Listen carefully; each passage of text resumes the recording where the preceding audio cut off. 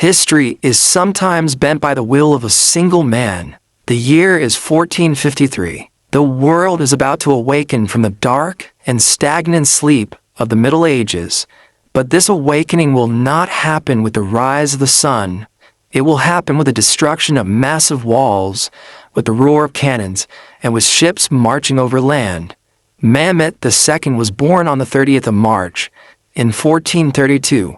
He was the fourth son of Sultan Murad II.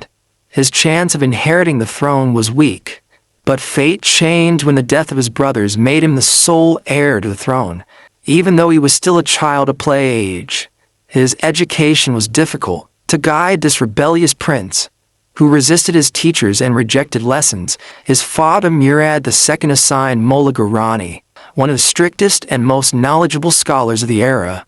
His years in Manisa as a provincial governor taught him not only how to hold a sword, but also how to learn history, geography, and languages: Arabic, Persian, Latin, Greek, Serbian. Mehmet discovered very early that to defeat his enemy, he must first understand the enemy's language and mind. He memorized the lives of Alexander the Great and Caesar, and he would bend over maps and dream for hours.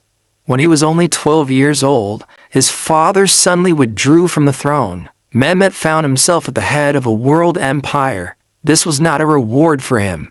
It was a shirt made of fire. The experienced Vizier Shandarli Halil Pasha found this child sultan inadequate. Enemies believed that the Ottomans were weakened, and Crusader armies began to gather. Then came that moment. When the Crusader army approached Varna, young Mehmet wrote his famous letter to his father. "Father, if you are the Sultan, come and lead your armies. But if I am the Sultan, I command you to come and lead my armies." His father returned, won the war, and Mehmet gave the throne back to him and returned to Manisa. That second period in Manisa turned the fire inside him into a blaze. Now he had only one goal: to prove himself and to take Constantinople. When his father died in 1451, Mehmet ascended the throne again at the age of 19. He was no longer a child.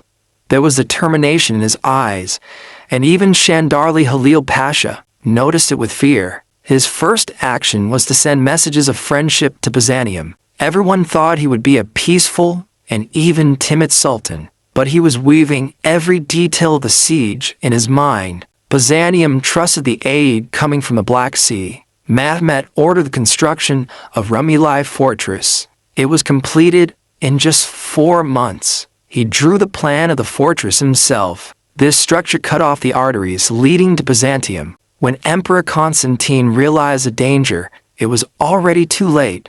Mehmet was studying the weak points of the walls, those legendary Theodosian walls, a 3-layered line of defense that had destroyed countless armies for centuries. Mehmet knew they could not be destroyed by traditional methods. He needed engineering brilliance. He summoned the Hungarian cannon master Urban. When Urban said, "I can cast a cannon that can destroy walls, but I cannot know the range of projectiles," Mehmet replied, "Cast a cannon, and I will calculate its range and ballistics." The Shahi cannons were cast. Cannons of a size never seen before. Cannons that exploded with terrifying power, a technology far beyond its time. This was the first moment showing that gunpowder could destroy empires. On the 6th of April, 1453, the siege began. The Golden Horn was blocked by a massive chain. The Ottoman navy could not enter. The army was tired.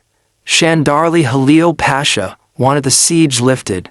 And then came that moment, the night when impossible was made possible. On the night of the 21st of April, leading into the 22nd, Sultan Mehmet ordered one of the boldest maneuvers in the history of warfare. If ships cannot go by sea, then they will go by land. Thousands of soldiers, rollers and grease logs, from the hills of Galata to Tofane, and then to Kasampeza, 72 ships were carried overland in one night. When morning came, the Byzantines could not believe their eyes. In the Golden Horn, in waters they believed safe, Ottoman flags were waving. This was a spiritual collapse of Byzantium. On the morning of the 29th of May, 1453, as the sun rose, the final assault began. breaches were open in the walls, and finally, the walls that were said to be impossible to overcome were crossed. Ottoman soldiers entered the city. In the afternoon, when Mehmet the Conqueror entered the city, he rode his horse to Hagia Sophia. He came not for destruction, but for construction. He addressed the frightened people. Rise. I am Sultan Mehmet. From this moment on, do not fear for your life or your freedom. That day, the Eastern Roman Empire was buried in history. That day, the Middle Ages ended and the New Age began. The 21-year-old Sultan was now the conqueror, but remembering him only as a warrior would be an injustice. He ruled the lands he took through knowledge and justice. He wanted to make Istanbul a center of science and art. He invited astronomers like Ali Cuscu and artists like Gentile Bellini to his palace. On the 3rd of May, 1481, at the age of 49, he passed away. Some say he was poisoned. Others say he died from illness. But the only known truth is this: one of the greatest rulers in history left the world, leaving behind an empire. Mehmet the Conqueror was a leader who conquered not only lands, but also hearts and time. He was a sultan who did not believe in impossible, a sultan who marched ships over land. Do not forget to like the video and subscribe to support the channel.